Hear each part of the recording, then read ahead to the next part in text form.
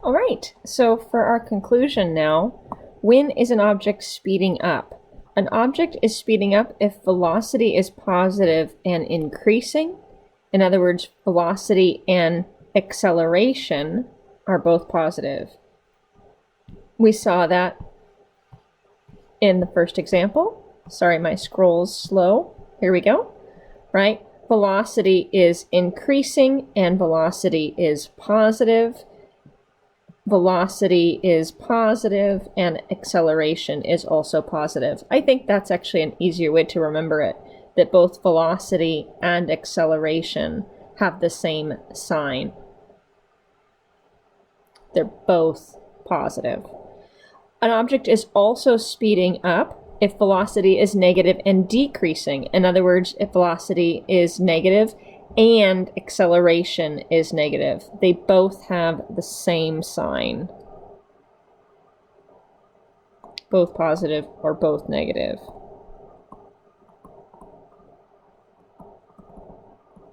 Right, and we saw that in this example right here. Velocity is negative, acceleration is also negative. Velocity is negative and decreasing. When is an object slowing down? That's when velocity is positive and decreasing. In other words, velocity is positive and acceleration is negative. It's also slowing down when velocity is negative and increasing. In other words, velocity is negative and acceleration is positive. They have different signs. You know, one's positive and the other is negative. Different signs.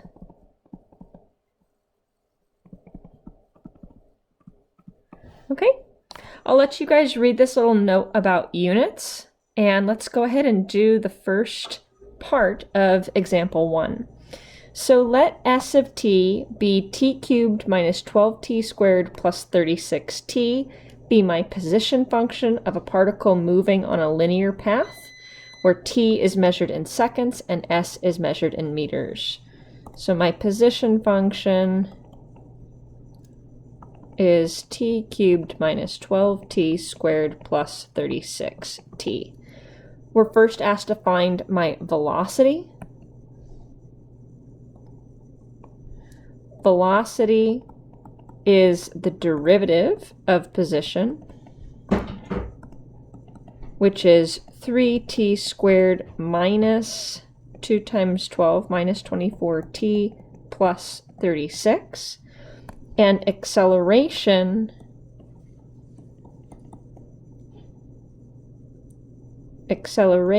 is the derivative of velocity,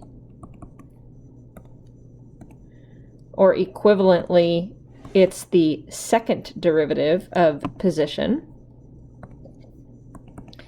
which is 3 times 2 is 6t minus 24. Okay? In 1b, we are asked to find the position, the velocity, and the acceleration all at t equals 1 second at a particular moment in time, and include our units.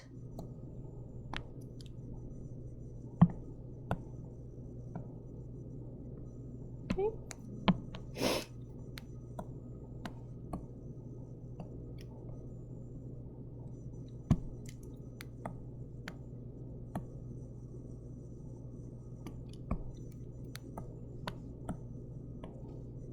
Okay, so we want to know what the position is at time t equals 1 second.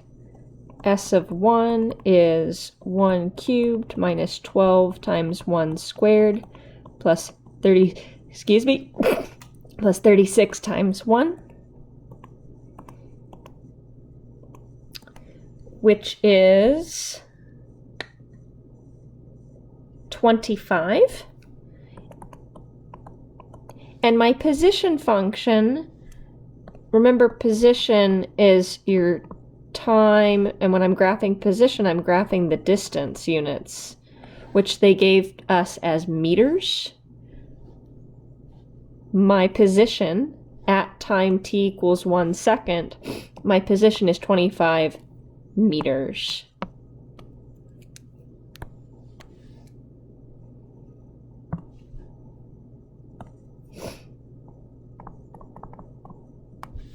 My velocity at 1 second, I'm just going to be putting in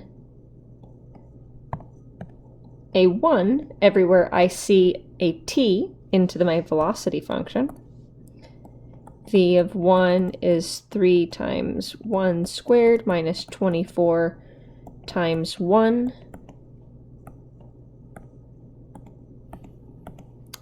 Which is 15. And my velocity units are position units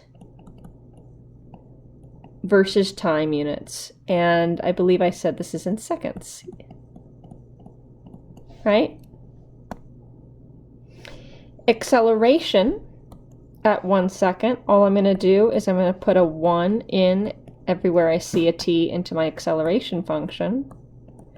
A of 1 is 6 times 1 minus 24, which is minus 18. And your acceleration units are change in velocity over change in time. Oh, well, velocity is meters per second, right? Change in velocity over change in time. This is a lot of writing. It's perfectly fine to just say meters per second squared. Excellent.